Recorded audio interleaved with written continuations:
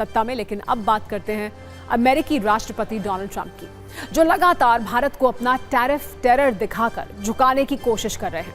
लेकिन भारत ने ट्रंप के टैरिफ का कूटनीतिक जवाब देने की तैयारी कर ली है। ट्रंप की मनमानी के खिलाफ ब्रिक्स देश एकजुट हो रहे हैं। प्रधानमंत्री नरेंद्र मोदी ने अब से कुछ देर पहले ही रूसी राष्ट्रपति व्लादिमीर पुतिन से बात की है। इस दौरान कई अहम मुद्दों पर बात हुई, जिसमें रूस यूक्रेन युद्ध और भारत रूस की दोस्ती को और मजबूत करना शामिल है। पीएम ने राष्ट्रपति पुतिन को भारत आने का न्योता दिया। प्रधानमंत्री नरेंद्र मोदी ने कल ब्राजील के राष्ट्रपति लूला दा सिल्वा से फोन पर बातचीत की। भारत ब्राजील की रणनीतिक साझेदारी को नई ऊंचाइयों पर ले जाने की प्रतिबद्धता जताई। उधर पीएम मोदी एससीओ समिट में हिस्सा लेने चीन जा रहे हैं और उससे पहले वो भारत जापान शिखर सम्मेलन में हिस्सा लेंगे।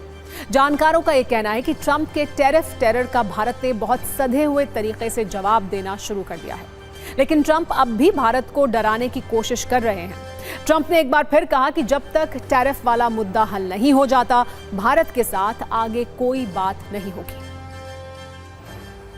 President, just to follow up on the India tariffs, do you expect increased trade negotiations, since you've announced the 50% tariff? No, not until we get it resolved. President, just to follow up on the India tariffs, do you expect increased trade negotiations, since you've announced the 50% tariff? No, not until we get it resolved.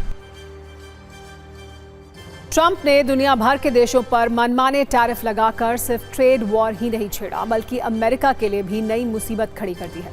US commerce department ने खुद ये दावा किया है कि America में tariff से महंगाई 2.4% से बढ़कर 2.6% तक पहुंच गई है। ट्रंप भले ही टैरिफ से मिले पैसों से अमेरिका को मालामाल करने का सपना देख रहे हो, लेकिन सच्चाई यह है कि टैरिफ वाले इस युद्ध में अमेरिकी कंपनियों को भी नुकसान हो रहा है। सबसे ज्यादा असर ऑटोमोबाइल इंडस्ट्री पर पड़ा है। कोरोना काल के बाद पहली बार दुनिया भर की ऑटो इंडस्ट्री को हिलाकर रख दिया गया है। ट्रंप ने ऑटो इंडस्ट्री को इतना बड़ा झटका दिया है कि अब अमेरिका, जापान, साउथ कोरिया और यूरोप की बड़ी बड़ी कार कंपनियों को इस घाटे से उबरने और सप्लाई चेन को मेंटेन करने में काफी लंबा वक्त लग जाएगा। देखिए ट्रंप के टैरिफ से दुनिया की बड़ी कार कंपनियों को कितना नुकसान हुआ है। टोयोटा को करीब 26,000 करोड़ रुपए, फॉक्सवैगन को करीब 13,000 करोड़ रुपए, जनरल मोटर्स को करीब 9,000 करोड़, फोर्ड को करीब 8,700 करोड़ रुपए, होंडा को करीब 7,400 करोड़, बीएमडब्ल्यू को करीब 6,000 करोड़ का नुकसान हुआ है। एलन मस्क की टेस्ला को भी करीब 2,600 करोड़ रुपए का नुकसान है। हालात ये हैं कि इस वर्ष कार निर्माता कंपनियों का प्रॉफिट 25% तक कम भी हो सकता है। लेकिन ट्रंप के सिर पर टैरिफ का भूत सवार है।